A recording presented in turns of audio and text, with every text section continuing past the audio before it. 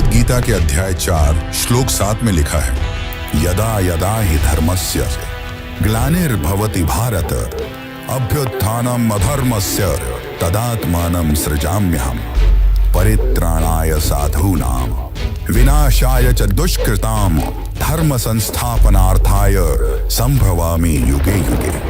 मैं प्रकट होता हूँ, मैं आता हूँ। जब जब धर्म की हानि होती है तब तब मैं आता हूँ। जब जब अधर्म बढ़ता है तब तब मैं आता हूँ। सज्जन लोगों की रक्षा के लिए मैं आता हूँ, दुष्टों का विनाश करने के लिए मैं आता हूँ, धर्म की स्थापना के लिए मैं आता हूँ और युग युग में जन्म लेता हूँ। ये बातें श्री कृष्ण ने कही हैं, जो स्वयं भगवान विष्णु के एक अवतार थे। पर यह विष्णु का पहला अवतार नहीं है। जब जब अधर्म धर्म पर हावी हुआ है तब तब विष्णु ने अवतार लिया है और आज तक विष्णु ने कुल 9 अवतार लिए और उनका 10वां अवतार कलयुग के अंत में होगा। पर क्या आपने कभी सोचा है कि ये अवतार कौन कौन से हैं और क्यों भगवान विष्णु को यह अवतार लेना पड़ा? जैसे कि आपको पता ही होगा, ब्रह्मा जी ने इस अनंत काल चक्र को 4 भागों में बांट रखा है, जो है सत्ययुग, त्रेता युग, द्वापर युग और कलयुग। और हर युग में विष्णु जी ने अवतार लिए हैं। सत्य युग में 4 अवतार, त्रेता युग में 3 अवतार, द्वापर युग में 1 अवतार और कलयुग में 2 अवतार। इन 4 युगों में सत्य युग को सबसे पवित्र और सबसे शांत युग माना गया है, जहां सब लोग मिलजुल कर रहते थे। छल कपट, अधर्म, अन्याय जैसे लोग नहीं थे। पर फिर क्यों भगवान विष्णु को सत्य युग में 4 अवतार लेने पड़े? आखिर इसके पीछे क्या रहस्य है? और त्रेता युग के उस राम की कहानी तो आप सभी ने सुनी होगी, जो त्रेता युग में विष्णु के आखिरी अवतार थे। पर क्या आपने त्रेता युग में जन्मे विष्णु के पहले अवतार के बारे में सुना है, जिन्होंने अपने पिता की आज्ञा पर अपनी माता का सर धड़ से अलग कर दिया? आखिर ऐसी क्या मजबूरी रही होगी? और सबसे बड़ा रहस्य है विष्णु के 10वें अवतार का, जो कलयुग के अंत में प्रकट होंगे और धर्म की रक्षा के लिए आखिरी युद्ध लड़ेंगे। पर यह युद्ध साधारण नहीं होगा, यह मानव इतिहास की सबसे बड़ी युद्ध होगी। और वह असुर कलिराज इतना शक्तिशाली होगा कि विष्णु के लिए उसे अकेले हराना असंभव होगा। तब 7 चिरंजीवियों के साथ गणेश जी भी एक भयानक अवतार लेंगे और उसके बाद जो होगा वह सुनकर तो आप भी चौंक जाएंगे। यह कहानी केवल विष्णु के 10 अवतार की नहीं, बल्कि सृष्टि के संतुलन की है। तो चलिए आज हम आपको विष्णु के 10 अवतार के दर्शन कराते हैं और उनके बारे में ऐसे बताएंगे जैसे आज तक आपको किसी ने नहीं बताया होगा। लेकिन उससे पहले अगर आपको वीडियो अच्छी लगे तो इसे लाइक करके कमेंट श्री हरि विष्णु जरूर लिखें।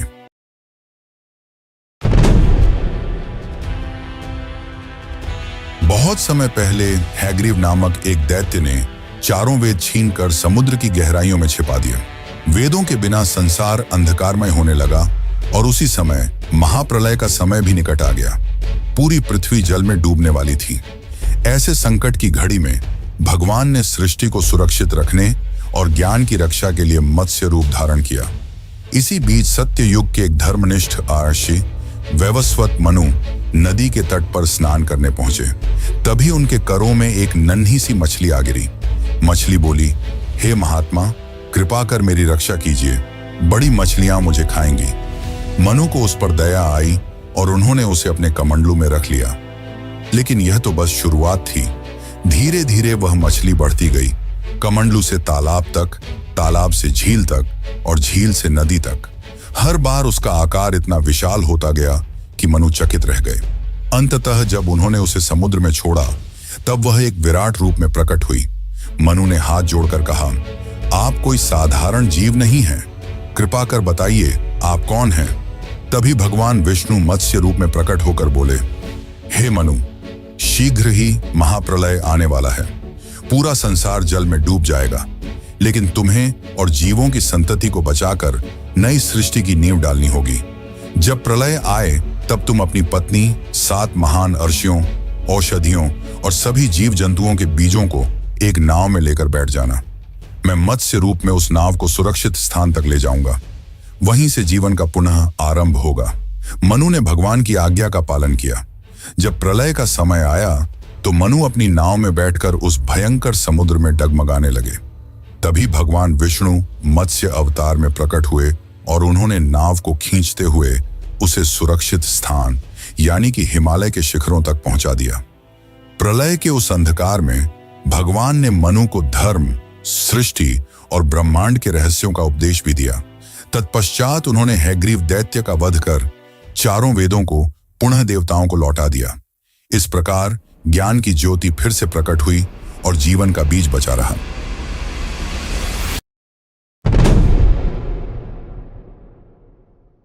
एक समय की बात है, ऋषि दुर्वासा ने देवराज इंद्र को एक माला भेंट की, जिसे इंद्र ने अपने हाथी ऐरावत के गले में डाल दिया। हाथी ने उस माला को पैरों तले रौंद दिया। यह देखकर दुर्वासा अत्यंत क्रोधित हो उठे और उन्होंने देवताओं को श्राप दिया कि उनकी समस्त शक्तियां क्षीण हो जाएंगी। श्राप के प्रभाव से देवता निर्बल हो गए। उधर दानवों ने इस अवसर का लाभ उठाकर उन पर आक्रमण कर दिया। देवता हारने लगे और घबराकर भगवान विष्णु की शरण में पहुंचे। देवताओं ने निवेदन किया, हे प्रभु, यदि आप ही हमारी रक्षा नहीं करेंगे तो अधर्म की विजय निश्चित है। भगवान मुस्कुराए और बोले, शक्ति पुनः प्राप्त करने का एक ही मार्ग है, समुद्र मंथन। क्षीर सागर का मंथन करने पर अमृत प्रकट होगा। वही अमृत तुम्हें अमृतत्व और बल प्रदान करेगा। परंतु इतना विशाल कार्य तुम अकेले नहीं कर सकते, तुम्हें दानवों को भी साथ लेना होगा। उनके बिना यह संभव नहीं है। इंद्र दानवराज बाली के पास गए और यह प्रस्ताव रखा, आओ हम मिलकर समुद्र का मंथन करें। जो भी रत्न और अमृत निकलेगा उसका समान बंटवारा होगा। बाली पहले तो संदेह में था, लेकिन जब उसे पता चला कि यह स्वयं नारायण का आदेश है तो उसने प्रस्ताव स्वीकार कर लिया। मंदार पर्वत को मथनी बनाया गया और नागराज वासुकी को रस्सी। देव और दानव दोनों ही पक्ष रस्सी के दोनों ओर खड़े होकर समुद्र को मथने लगे। लेकिन समस्या यह हुई कि विशाल मंदार पर्वत बार बार डूबने लगा। तब भगवान ने स्वयं कूर्म अवतार यानी कि कछुए का रूप धारण किया। वे क्षीर सागर की गहराइयों में जाकर अपनी विशाल पीठ पर पूरे पर्वत को थामे रहे। इस प्रकार मंथन सुचारू रूप से चलने लगा। जैसे जैसे समुद्र मंथन होता गया, एक एक करके अद्भुत रत्न और दिव्य वस्तुएं प्रकट होने लगी। कामधेनु, ऐरावत हाथी, उच्चैश्रवा अश्व, कौस्तुभ मणि, लक्ष्मी जी और अनेक अमूल्य धरोहरें। लेकिन मंथन के बीच से एक भयंकर विष भी निकला, जिसे देखकर सभी घबरा गए। तब भगवान शिव ने करुणा करके उस विष को अपने कंठ में धारण कर लिया और नीलकंठ कहलाए। अंततः समुद्र मंथन से धन्वंतरी प्रकट हुए। उनके हाथों में अमृत कलश था। दानव उसे छीनने दौड़े, पर भगवान विष्णु ने मोहिनी रूप धारण कर अमृत को देवताओं को वितरित कर दिया। इस प्रकार देवताओं ने पुनः अपनी शक्ति प्राप्त की और धर्म की रक्षा हुई।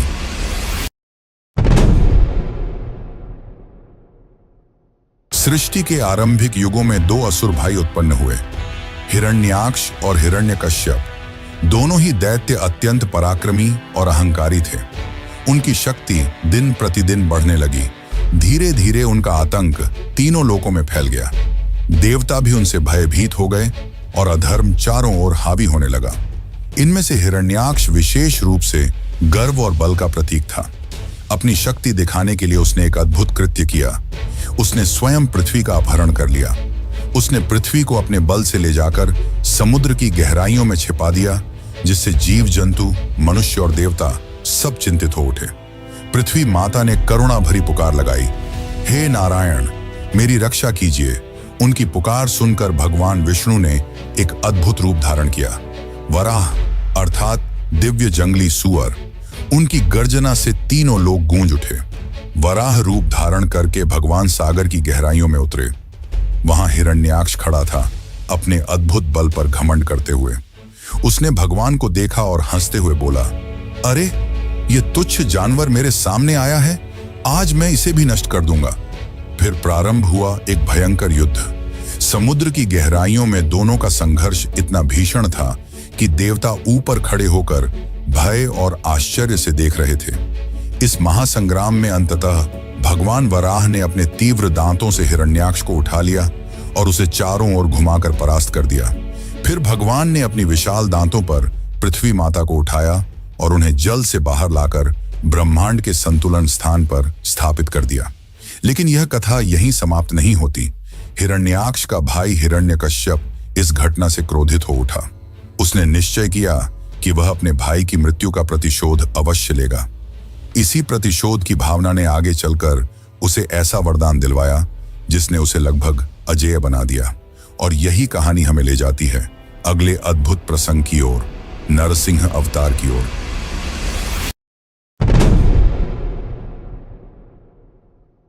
हिरण्याक्ष के वध के बाद उसका भाई हिरण्यकश्यप प्रतिशोध की आग में जलने लगा।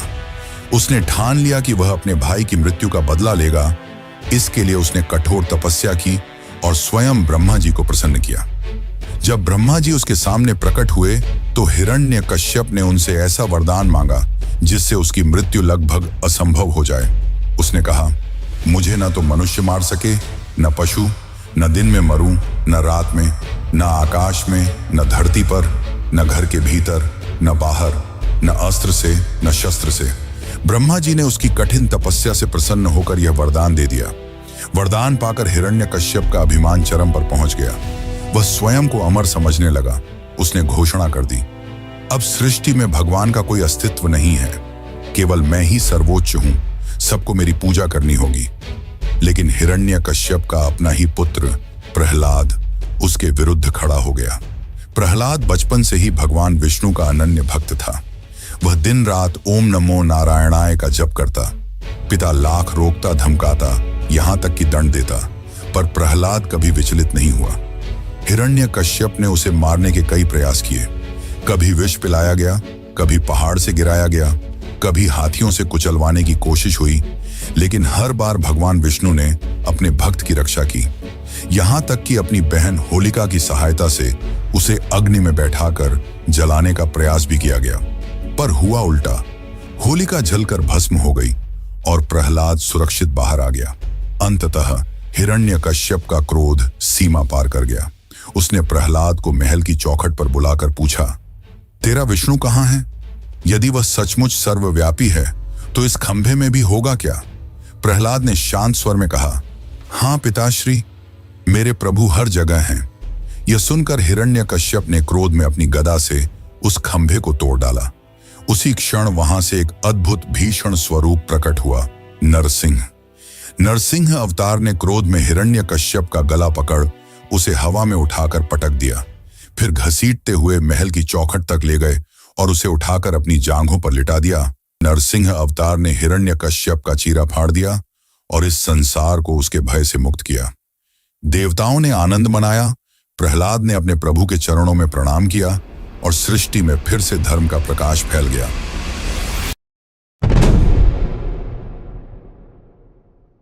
हिरण्यकश्यप के वध के बाद उसका पुत्र प्रहलाद भगवान विष्णु का महान भक्त बन गया। प्रहलाद की भक्ति की गाथा तीनों लोकों में प्रसिद्ध हुई। समय बीता और उसके वंश में जन्म हुआ राजा बलि का, जो प्रहलाद का पोता था। बलि बचपन से ही साहसी और उदार थे। उन्होंने कठोर तपस्या की और देवताओं से भी अधिक शक्ति प्राप्त की। गुरु शुक्राचार्य के मार्गदर्शन में उन्होंने असुरों का नेतृत्व किया और एक एक कर देवताओं को पराजित कर दिया। स्वर्ग लोक तक पर कब्जा कर लिया गया। देवता असहाय हो उठे और भगवान विष्णु के पास पहुंचे। भगवान ने देखा कि बलि अत्यंत बलशाली है, परंतु एक गुण उसमें विशेष रूप से प्रबल था, उसकी दानवीरता। वह किसी भी याचक को खाली हाथ नहीं लौटाता था।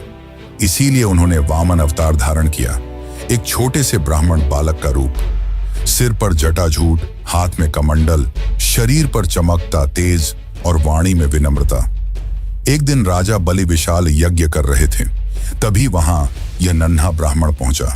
बलि ने उनका आदर सत्कार किया और बोला, ब्रह्मचारी, बताइए आपको क्या चाहिए, मैं आपको अवश्य दान दूंगा। वामन मुस्कुराए और बोले, राजन, मुझे केवल 3 पग भूमि चाहिए, जहां मैं शांति से बैठकर तप कर सकूं। सभी सभा चकित रह गई। इतना महान दानवीर राजा और इतना छोटा सा दान। बलि ने हंसते हुए कहा, मुझे लगा था कि तुम स्वर्ण, गायों या कोई राज्य मांगोगे, लेकिन तुमने तो केवल 3 पग भूमि मांगी। इसे मैं अवश्य दूंगा। जैसे ही बलि ने संकल्प लिया, वही छोटा ब्राह्मण अचानक विराट हो उठा। उसका शरीर आकाश छू गया, सिर से ब्रह्मांड तक उसका प्रकाश फैल गया। ये थे स्वयं वामन विष्णु का त्रिविक्रम रूप। भगवान ने पहला पग बढ़ाया, पूरी पृथ्वी नाप ली। दूसरा पग बढ़ाया, पूरा आकाश माप लिया। अब तीसरे पग के लिए स्थान नहीं बचा। भगवान ने बलि की ओर देखा। बलि ने मुस्कुराकर अपना सिर झुका दिया और कहा, प्रभु, तीसरा पग आप मेरे मस्तक पर रख दीजिए। भगवान ने ऐसा ही किया और बलि को पाताल लोक भेज दिया। परंतु उनकी दानवीरता और सत्यनिष्ठा से प्रसन्न होकर विष्णु ने उन्हें आशीर्वाद दिया, राजन, तुम पाताल लोक में भी राजा बनोगे और मैं स्वयं तुम्हारे द्वार पर सदैव पहरा दूंगा। यही कारण है कि आज भी लोग मानते हैं कि राजा बलि के द्वार पर स्वयं विष्णु वामन रूप में द्वारपाल बने खड़े हैं।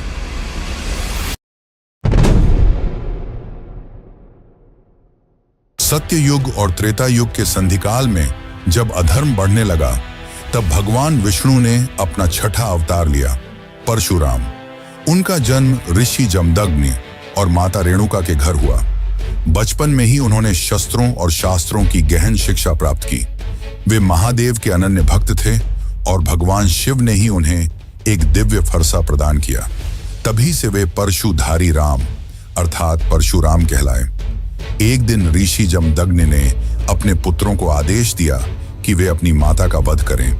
परशुराम के बड़े भाइयों ने इस आदेश का पालन करने से इनकार कर दिया। लेकिन जब परशुराम के सामने यह आज्ञा आई तो उन्होंने धर्म और पितृभक्ति को सर्वोपरि मानते हुए बिना विचलित हुए अपनी माता का सर काट दिया। जिसके पश्चात परशुराम ने रोते हुए अपने पिता से पूछा कि आखिर उन्होंने उससे ये पाप क्यों करवाया।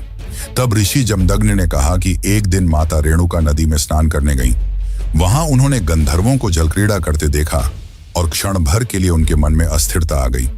जब वे आश्रम लौटी तो महर्षि जमदग्नि ने अपनी योग दृष्टि से यह जान लिया।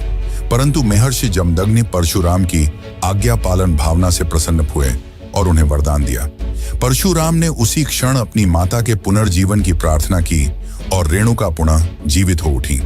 यह प्रसंग परशुराम के कठोर धर्म पालन और अदम्य भक्ति का प्रतीक है। समय बीता।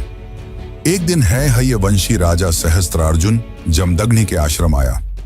वहां उसने कामधेनु नामक दिव्य गाय देखी, जिसके द्वारा ऋषि सब अतिथियों का सत्कार कर सकते थे। लालच में आकर सहस्त्रार्जुन ने बलपूर्वक कामधेनु को छीन लिया। जब परशुराम को इसका समाचार मिला तो उन्होंने अकेले ही राजा और उसकी विशाल सेना का सामना किया। उन्होंने सहस्त्रार्जुन का वध किया और कामधेनु को वापस ले आए।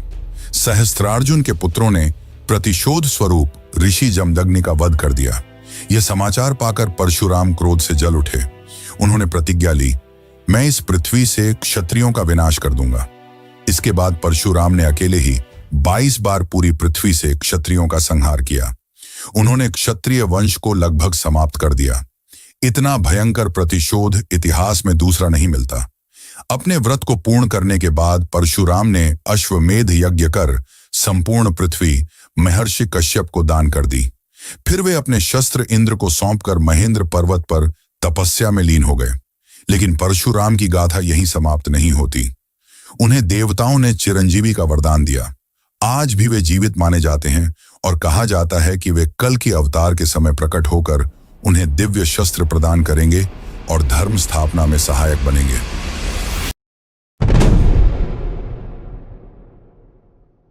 त्रेता युग में जब अधर्म और रावण जैसे दुष्टों का आतंक बढ़ने लगा, तब भगवान विष्णु ने अपना 7वां अवतार लिया, श्री राम।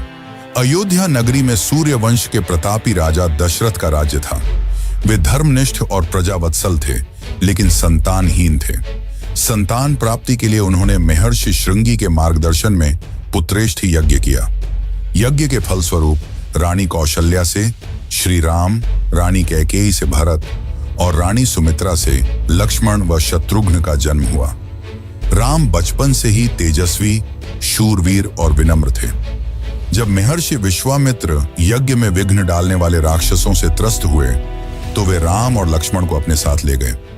वहां राम ने ताड़का और सुबाहु जैसे राक्षसों का वध किया और विश्वामित्र का यज्ञ सफल हुआ। इसके बाद वे मिथिला पहुंचे, जहां राजा जनक ने अपनी पुत्री सीता का स्वयंवर रखा था। स्वयंवर की शर्त थी भगवान शिव के विशाल धनुष को उठाकर प्रत्यंचा चढ़ाना। अनेक राजाओं ने प्रयास किया पर कोई सफल ना हो सका।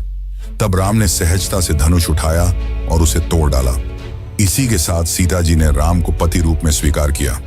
अयोध्या लौटने पर राम के राजतिलक की तैयारी होने लगी, लेकिन रानी कैकेयी अपनी दासी मंथरा के कहने पर राजा दशरथ को अपने 2 वरदान याद दिलाती हैं। राम को 14 वर्षों का वनवास और भरत को अयोध्या का राज सिंहासन। राजा दशरथ विवश होकर यह वचन निभाने को बाध्य हुए। राम ने बिना किसी विरोध के पिता की आज्ञा स्वीकार की और सीता तथा लक्ष्मण के साथ वन की ओर प्रस्थान किया। वनवास के दौरान अनेक घटनाएं हुई। शूर्पणखा का प्रसंग, खरदूषण का वध और अंततः राक्षसों के राजा रावण द्वारा सीता हरण। रावण ने सीता को लंका ले जाकर अशोक वाटिका में बंदी बना लिया। सीता की खोज में राम और लक्ष्मण की मुलाकात हनुमान, सुग्रीव और वानर सेना से हुई। हनुमान ने समुद्र लांघकर लंका में प्रवेश किया और सीता जी का पता लगाया। वहां उन्होंने रावण को चेतावनी भी दी और लंका दहन कर लौट आए। इसके बाद समुद्र पर सेतु का निर्माण हुआ और राम अपनी वानर सेना सहित लंका पहुंचे। वहां भीषण युद्ध हुआ। रावण के वीर पुत्र मेघनाद और भाई कुंभकर्ण का वध हुआ। अंततः स्वयं रावण का भी श्री राम ने वध किया और सीता जी को मुक्त कराया। विजय के बाद राम अयोध्या लौटे। पूरे नगर में दीप प्रज्वलित कर उनका स्वागत हुआ। उसी दिन से दीपावली का पर्व मनाया जाता है। अयोध्या में राम राज्य की स्थापना हुई, जहां धर्म, न्याय और समृद्धि का वास था। लेकिन कथा यहीं समाप्त नहीं होती। प्रजा की शंका और आलोचना के कारण राम ने सीता जी को वन भेज दिया। वहां वाल्मीकि आश्रम में लव और कुश का जन्म हुआ। अंत में जब सीता ने पुनः अग्नि परीक्षा देने से इनकार कर दिया तो वे धरती माता की गोद में समा गईं। राम ने अपना राजकाज अपने पुत्रों को सौंपकर सरयू नदी के तट पर जल में प्रवेश कर शरीर त्याग दिया और पुनः विष्णु स्वरूप में वापस लौट गए। राम अवतार केवल एक राजा की गाथा नहीं है, बल्कि यह आदर्श पुरुष, आदर्श पुत्र, आदर्श पति और आदर्श राजा की जीवंत प्रतिमा है। इसीलिए उन्हें मर्यादा पुरुषोत्तम कहा जाता है।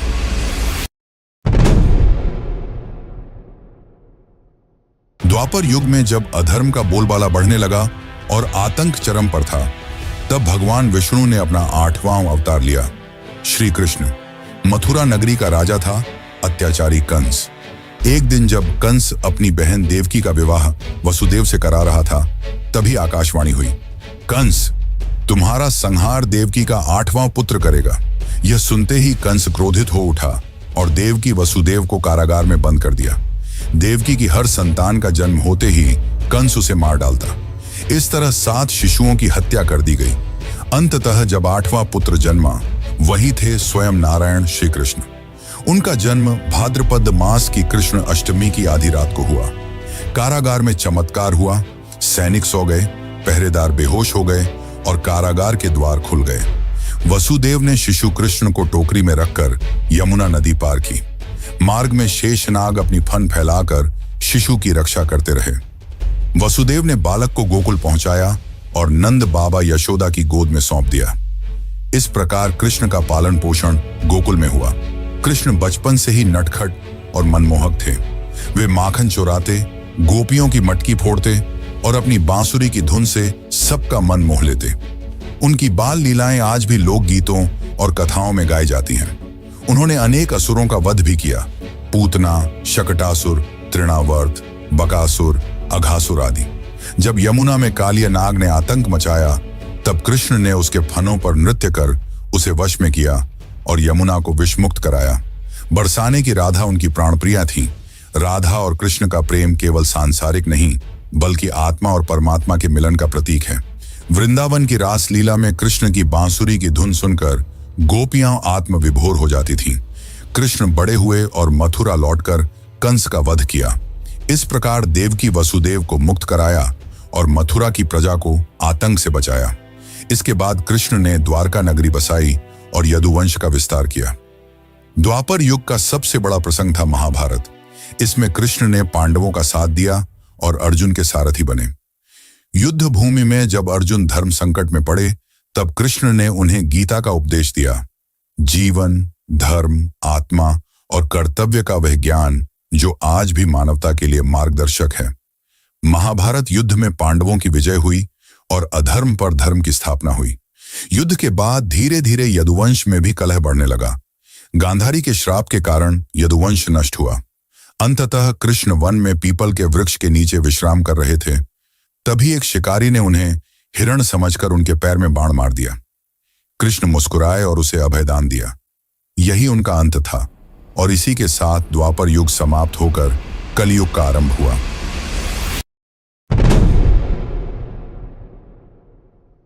द्वापर युग के अंत और कलयुग की शुरुआत में जब पृथ्वी पर हिंसा, बलि प्रथा और अंधविश्वास बढ़ने लगे, तब भगवान विष्णु ने मानव रूप में अवतार लिया, जिसे हम गौतम बुद्ध के नाम से जानते हैं। यह अवतार इसीलिए विशेष था क्योंकि इसमें ईश्वर ने युद्ध या शस्त्र का सहारा नहीं लिया, बल्कि ज्ञान और करुणा से मानवता को मार्ग दिखाया। ईसा से लगभग 500 साल पहले कपिलवस्तु में शाक्य वंश के राजा शुद्धोधन और रानी महामाया के घर एक पुत्र का जन्म हुआ। जन्म के 7वें दिन ही माता का निधन हो गया और बालक का पालन पोषण उनकी मौसी प्रजापति गौतमी ने किया। उसका नाम सिद्धार्थ रखा गया। सिद्धार्थ बचपन से ही करुणामय और संवेदनशील थे। राजमहल में उन्हें हर सुख सुविधा दी गई, लेकिन उनके हृदय में जीवन के गहरे रहस्यों को जानने की जिज्ञासा बनी रही। एक दिन जब सिद्धार्थ नगर भ्रमण को निकले तो उन्होंने ऐसे दृश्य देखे जिन्होंने उनके जीवन की दिशा ही बदल दी। उन्होंने एक वृद्ध, एक रोगी और एक शव देखा। यह देखकर उनके मन में जीवन की नश्वरता और दुख का बोध हुआ। फिर उन्होंने एक सन्यासी को देखा जो त्याग और शांति के मार्ग पर था। उसी क्षण उन्होंने समझ लिया कि जीवन का सत्य भोग विलास में नहीं, बल्कि त्याग और साधना में छिपा है। उनका हृदय विचलित हो उठा। उन्होंने निर्णय लिया कि वे इस संसार के मोह माया से ऊपर उठकर सत्य की खोज करेंगे। मात्र 29 वर्ष की आयु में उन्होंने राजमहल, पत्नी यशोधरा और पुत्र राहुल को छोड़ दिया और संन्यास मार्ग पर निकल पड़े।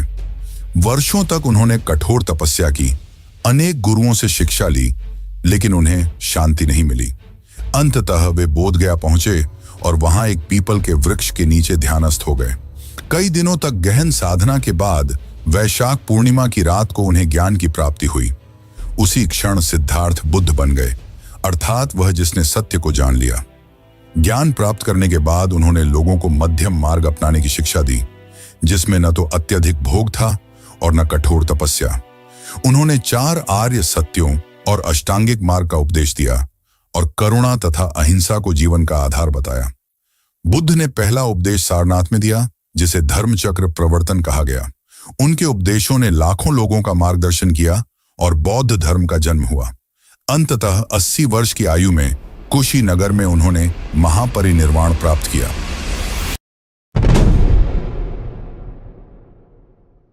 कलयुग की शुरुआत के साथ ही धर्म क्षीण होने लगा और अधर्म ने चारों ओर अपने पैर पसार दिए। समय के साथ झूठ, लोभ, पाप और हिंसा जीवन का हिस्सा बनते गए। शास्त्रों में वर्णन है कि कलयुग के अंतिम चरण में स्थिति इतनी भयानक हो जाएगी कि मनुष्य की आयु बहुत छोटी रह जाएगी। रिश्तों में प्रेम नहीं बचेगा। धर्म केवल नाम मात्र का रह जाएगा और अधर्म ही शासन करेगा।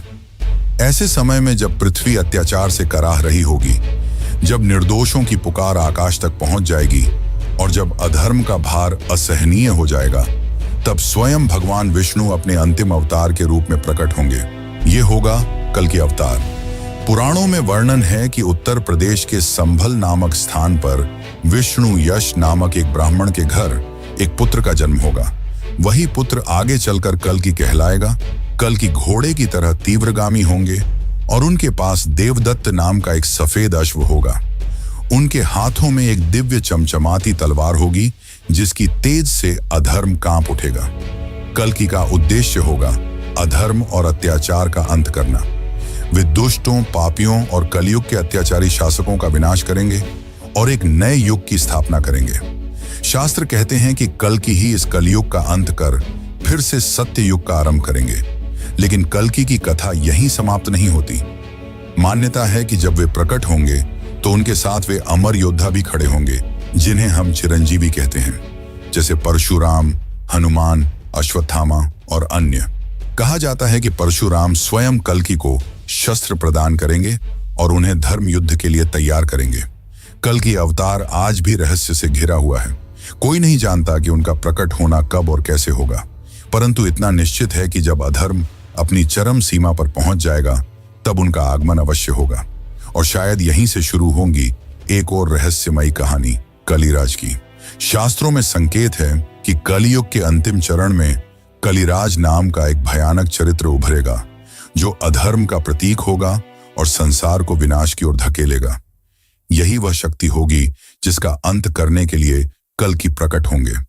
कलिराज कौन होगा, उसका साम्राज्य कैसा होगा और किस तरह उसका सामना कल किसे होगा, यह एक ऐसा रहस्य है जिसे आने वाला समय ही उजागर करेगा।